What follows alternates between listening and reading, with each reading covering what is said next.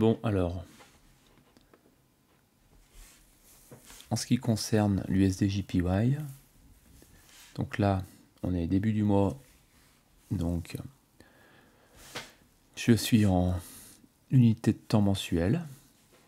J'avais tracé la fourchette d'Andrews, voilà, pour observer la bonne conduite des prix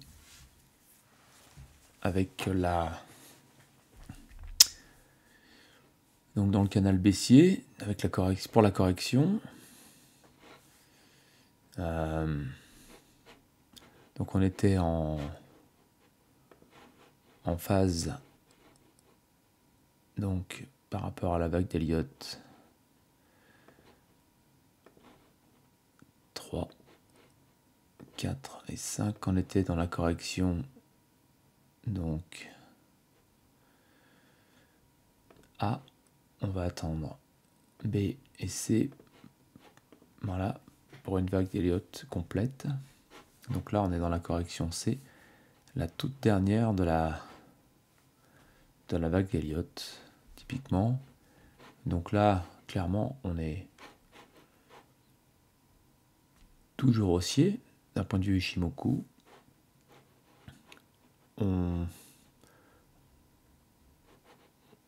Comment dirais-je, on a un peu cassé la Tenkan, on peut dire qu'on l'a cassé. Maintenant il faut valider la cassure. Pour l'instant, voilà, on va prendre un peu le temps d'observer tout ça. Donc là-dessus, donc de long terme on est baissier. Ensuite je passe en semaine. Donc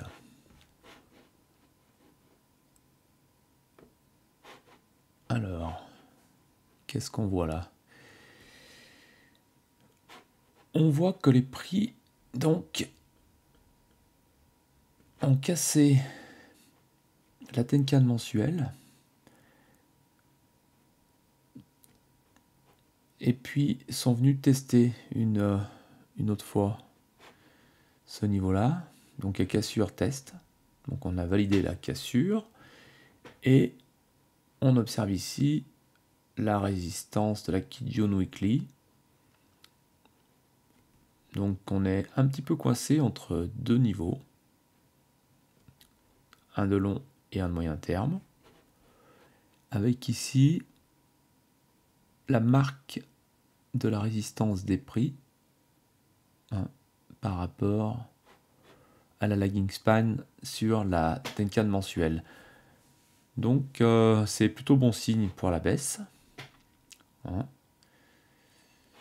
Pour moi on est toujours baissier, joliment même. On a eu une petite correction de fin de semaine. Ensuite, quand on passe en journalier, voilà. Donc là, on fait un zoom, on voit bien que les prix ont tenté de reprendre un peu de vigueur. Ils ont été freinés par le Kumo, ils ont pris la baisse. Petit travail ici sur la zone de résistance de la SSB du nuage.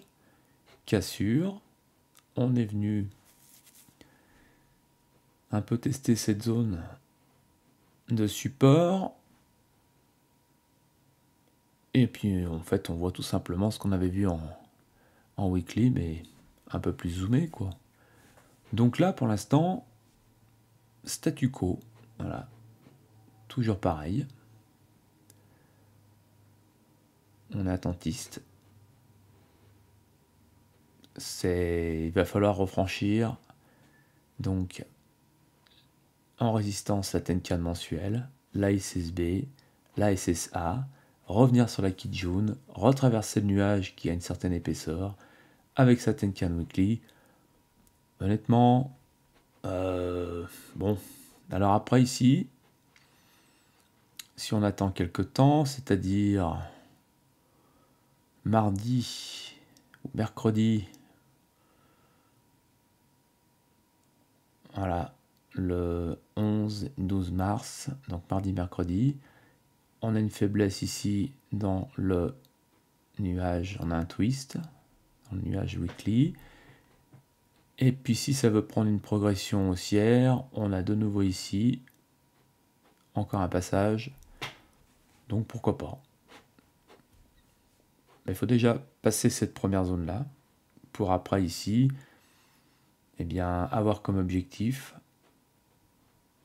ce palier là. Voilà, donc on peut descendre un peu plus bas, mais ça va pas apporter grand chose. Qu'est-ce qu'on voit? On voit que ben ouais, on est toujours baissier, même sur l'unité de temps 4 heures, on reste baissier. On n'a pas franchi le Kumo 4 heures. Voilà. Et pour le 1 heure, qu'est-ce que ça dit? Ouais, pour le 1 heure, bon ben, on latéralise. On voit bien la belle latéralisation des prix entre la Tenkan mensuelle et la Kijun Weekly. Donc là, pour celui qui fait du trade en latéralisation, c'est parfait. Voilà. Puis, tout est marqué, tout est posé. Il n'a pas besoin de se faire chier à tracer. Les lignes sont posées. Voilà. Bref. Voilà pour ce qui est de l'USD-JPY. Ensuite, je voulais jeter un œil sur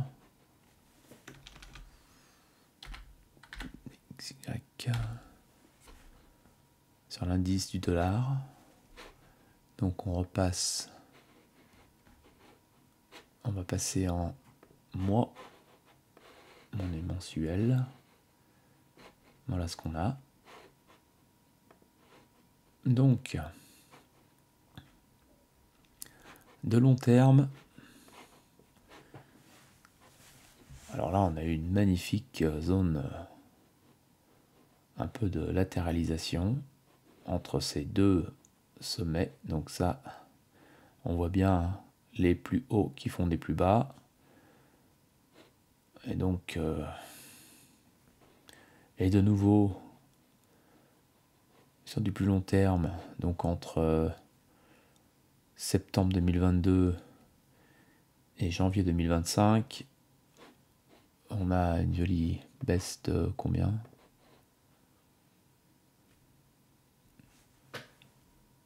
À 4,4%. Voilà. Donc, l'indice du dollar, moi je le vois baissier long terme. On a un joli doji là. On a pas mal de volatilité sur le mois dernier. Mais bon, est-ce qu'on est baissier? Alors après ici, il faut que la lagging span franchisse la Tenkan. Et donc cette Tenkan là, si on veut que les prix soient baissiers, il va falloir déjà franchir cette première droite. En weekly, qu'est-ce qu'on a? Alors weekly, pour la baisse, c'est un peu compliqué à cause de la Kijun mensuelle. Voilà, on a des paliers ici. On a celui-là, celui-là, celui-là, celui-là, qui se renforcent les uns les autres.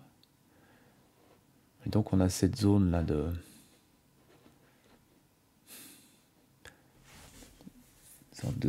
zone d'équilibre, sur lequel donc la lagging span weekly devra franchir. Là il y a eu cassure, on invalide. Donc est-ce que c'est une pause momentanée?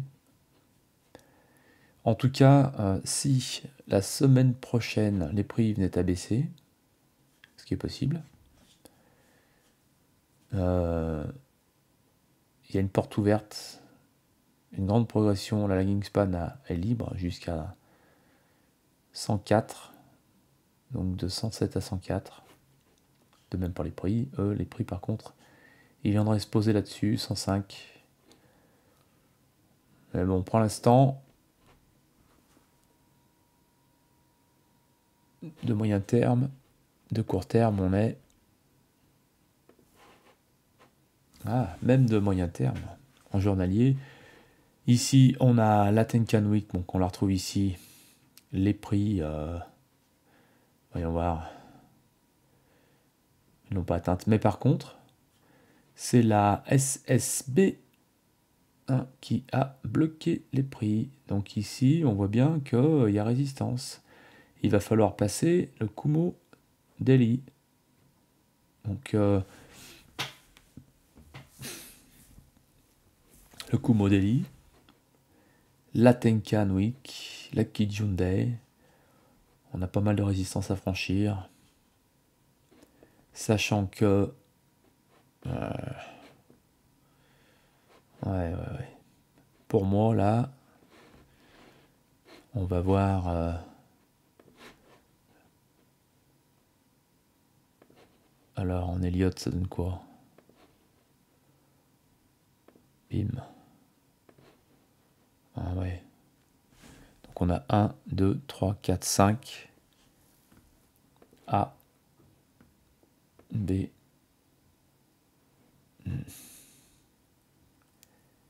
C. Ok. On a peut-être fini un cycle. Là déjà on a fini un cycle de court terme.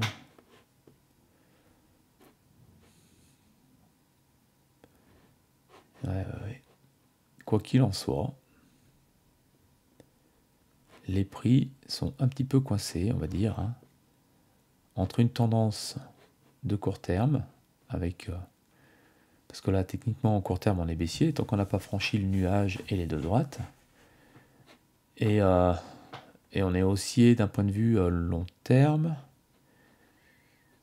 Donc avec toutes ces résistances qui sont accumulées l'une à l'autre, on voit bien ici que le nuage a quand même servi. Les prix ne se sont pas posés dessus, mais voilà, ça suit bien la courbe. C'est pas un hasard.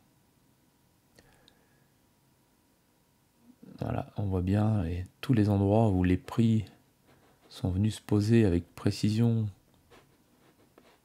Pas les prix, mais l'indice du moins. Comme ici, c'est précis, et c'est pas un hasard. Après, il faut observer chaque droite. Bon, donc ça c'est à l'observation. Mais bon, une chose est sûre, c'est que si sur l'USD JPY, il a brusquement monté, c'est pas le yen qui était responsable de ça, mais bien le dollar. On voit bien ici qu'il a fait un petit saut de puce, bim, et on voit bien ici, encore une fois, l'effet que peut avoir, voilà, je voulais voir le Kumo Day, que peut avoir l'Ichimoku sur les prix, sur l'évolution d'un cours. On voit bien ici, alors, ils se sont fait violence pour transpercer tout ça. Il y a eu un ralentissement. Les prix sont venus pile poil toucher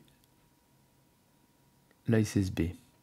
Ensuite, ça a latéralisé tranquillement, ça a suivi la courbe et on voit bien que ça continue de monter à l'intérieur du nuage et ça vient se poser ici, ça suit la ligne SSB du 4 heures descendant et tic, on voit encore une fois, ça vient chercher les supports, les objectifs.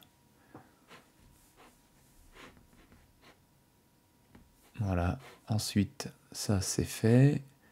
Qu'est-ce que je voulais voir d'autre? On va regarder USD CHF. USD CHF. Alors on se remet en mensuel. Voilà. Alors qu'est-ce que ça dit?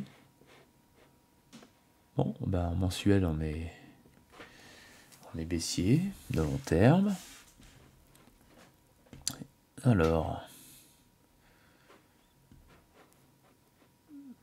ouais, j'avais tracé cette petite droite de tendance là, entre ces deux sommets là. Il y a une correspondance avec les suivants, donc ça suit bien cette ligne de tendance ici. Il y a eu un arrêt, on est toujours baissier. Donc là, à prévoir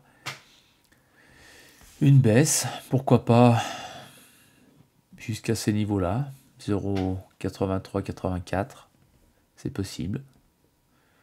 Ça fait une sorte de drapeau, là ça monte, et là ça descend. Quoi qu'il en soit, on peut chercher la Tenkan mensuelle comme objectif de long terme sur la semaine.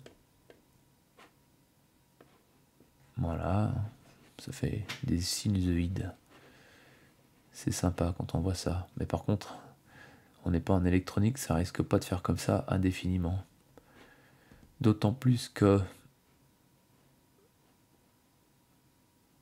si ces lignes se transforment en support, on a là,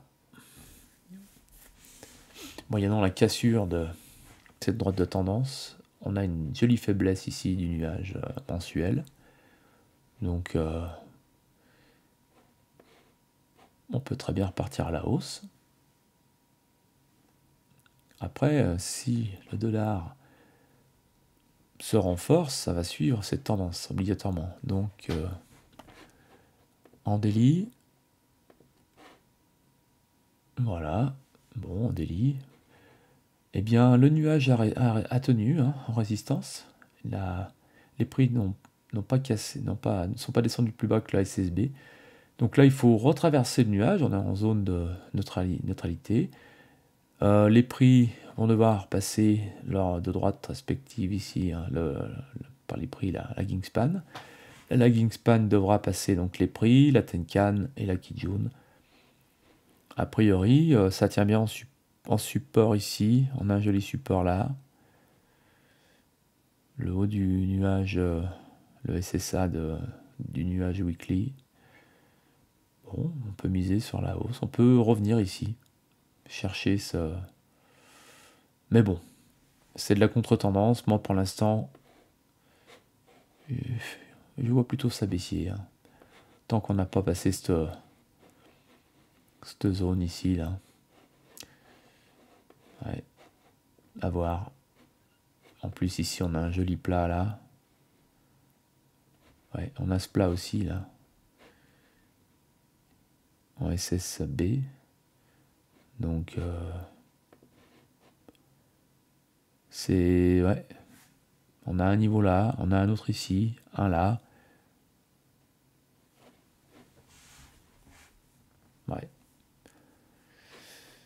Pour l'instant, que ce soit de court terme ou de moyen terme, on va passer en 1 heure, on ne sait pas trop quoi faire là. Même en très court terme, là on est en 4 heures, 1 heure. On est dans le 4 heures, là les prix sont dans le 4 heures. Ça yoyote un peu. On est baissier, on est toujours dans les baissiers en court terme. Donc là, ouais. Et attends, les prix sont... Est-ce qu'ils sont dans le... Ouais. Oui, puis les prix sont dans le... Bah, ils sont dans 2 nuages. Donc là, on est neutre. Là, d'un point de vue Ishimoku, on fait rien. Ok, bon allez, j'arrête l'enregistrement. Merci pour ceux qui écoutent. À mon avis, personne, mais bon. Allez, ciao.